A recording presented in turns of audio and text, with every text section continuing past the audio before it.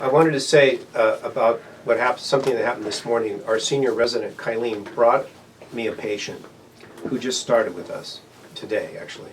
And starting means they prepaid us for a 4-month plan to make them much healthier.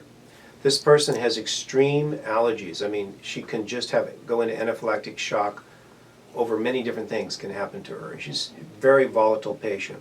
I had not seen her before, so she was brought into me. She has very bright eyes. She looks intelligent. She has kind of a nice bearing to her. And when I looked at her pulses, which I expected to see this big allergic pulse, it wasn't there. And she really interested me because you don't see this very often. She has arteriosclerosis. In other words, her pulses were extremely tight and very stiff, almost no amplitude to the pulse. The pulse wasn't that deep. It was mostly in the middle and very stiff and sluggish, extremely sluggish. You don't see this very often. So when I felt all of her pulses, both sides, and I look at her and I look at the pulses, this is a disconnect. This pulse does not go with this patient. So whenever I have to think a little bit, and normally I don't have to think very much because I've been doing this for so long, I'm sort of on automatic pilot. This gal I had to think about, so I started to talk with her because, what's going on? Why does she have this pulse? And here's what happened. So I started talking to her. I said, now, do you feel very repressed in social situations? She said, yes, I do. I said, do you feel just tight and tense? Because your pulse shows that systemically you are just completely blocked up inside. She says, yeah, that's how I feel. I said, yeah, but when I talk to you, you don't have the look of someone like that. Your eyes are very bright, you have a lot of light in your eyes, there's a lot of vitality in you. I said, what the hell happened to you? Were you raped? She says, yeah, I was, many times, by family members. That's what happened to her. It's very interesting.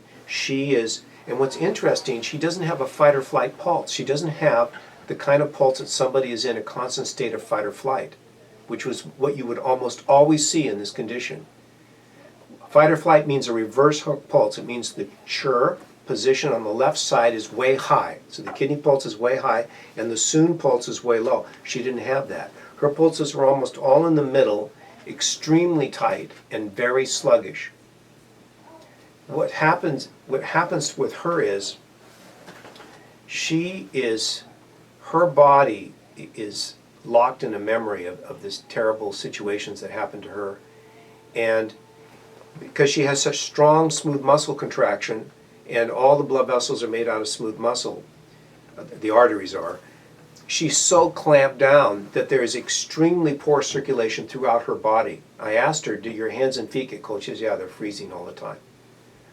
So what happens is she has such poor circulation that she literally can't recover from illnesses that easily. She bruises, the bruise goes on and on. She doesn't react well to allergens at all. Her immune system is on the blink due to lack of blood flow. This is a very interesting case. The type of pulses type of herbs that we would give her are vasodilators for her blood vessels, having nothing to do with her allergy. And we'll see how she does, and so we'll keep you updated. But this is what can happen when the body is exposed to terror, a lot of fright. It's not necessarily they flip into a chronic state of fight or flight. It can happen that the body almost basically shuts down. Everything just shuts down and pulls in. You're still alive, but the world is not a safe place for you. Okay? Thank you.